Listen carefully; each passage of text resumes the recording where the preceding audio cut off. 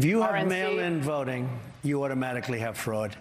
If you have Okay, well, there's I don't mail-in care. voting in Florida, That's and you right. won huge. That's right. If you have it, you're going to have fraud.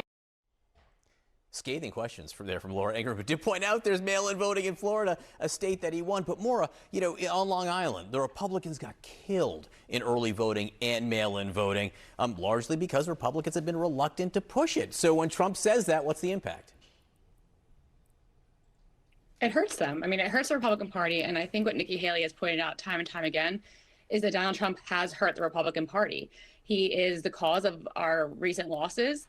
And by having him at the top of the ticket, him being a mouthpiece for, unfortunately, for the Republican Party is not beneficial to us.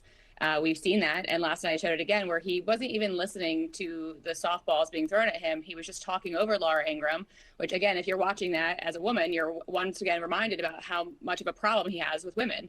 It's very frustrating, and it's not helping the Republican Party. Donald Trump, talking about budget, talking about finances, Donald Trump's super PAC spent $3 million in 1 month on legal fees. The money that he is raising for himself is for himself. It's not to grow the majority of our Congress of Republicans in the House or the Senate. And so his repeated comments about things that he doesn't really even understand, again, Laura Ingraham had to point out that he won the mail-in ballot votes in Florida. That's concerning to us. Alice, you brought up the fact that Nikki Haley doesn't want to be the vice presidential pick if Trump gets the nomination. You know, spoiler alert, she probably won't be. Trump was asked about this again last night. Listen to some of the candidates who were thrown out there in his response. One of them was, of course, Vivek Ramaswamy. He's made a big splash. Ron DeSantis, who's making an appearance today in South Carolina, we just found out. Obviously, Tim Scott, Byron Donalds, and a big presence here for Tulsi Gabbard. Very interesting. And Kristi Noem as well, I should say. Right. Are they all on your short list? So, Alice, what do you read into that? Is this just Trump agreeing because he heard cheers in the stand and it's something that he might as well milk?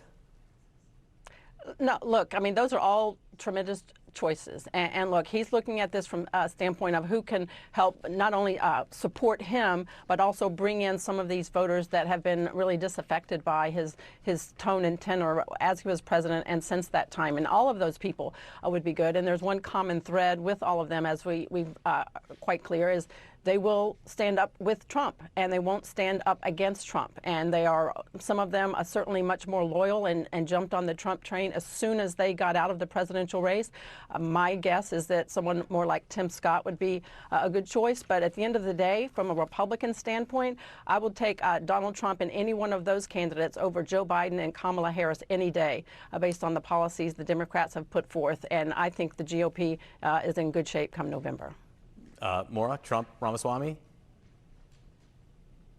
I would not vote for that if you paid me to. I mean, there is no way in any scenario I would want Ramaswamy for that White House.